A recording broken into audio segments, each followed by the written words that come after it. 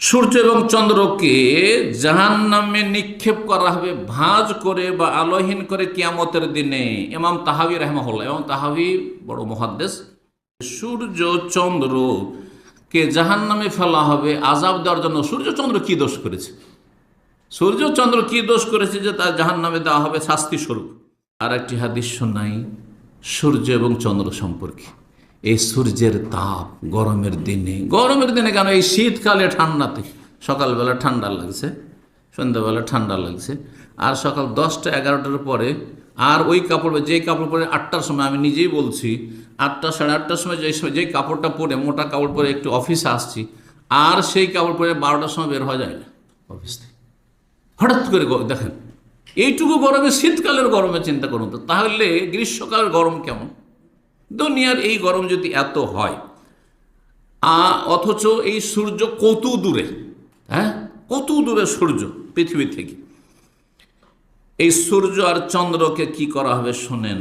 আবু হুরায়রা রাদিয়াল্লাহু তাআলা বর্ণনা করছেন, রাসূলুল্লাহ সাল্লাল্লাহু আলাইহি ওয়াসাল্লাম বলেছেন, আশ-শামসু ওয়াল কামারু মুকাওয়ারান ফিন-নারি ইয়াওমাল কিয়ামাতি। সূর্য এবং চন্দ্রকে ভাঁজ করে গুটিয়ে জাহান্নামে কিয়ামতের দিনে ফেলে দেওয়া হবে।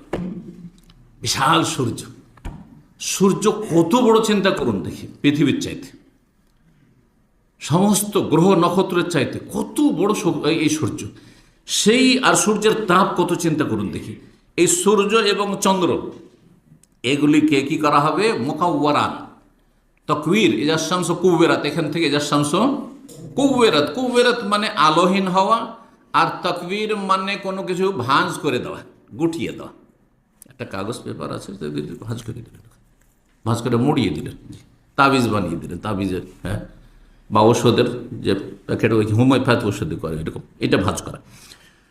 সূর্য এবং চন্দ্রকে জাহান্নামে নিক্ষেপ করা হবে ভাঁজ করে বা আলোহীন করে কিয়ামতের দিনে।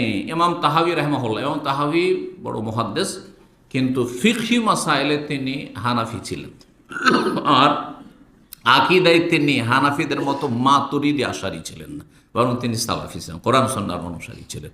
তবে ফিকহি মাসলা মাসাইলে তিনি হানাফি মযহাবের বিভিন্ন ফতোয়ার পক্ষ থেকে বড় ডিফেন্স করার চেষ্টা করেছেন।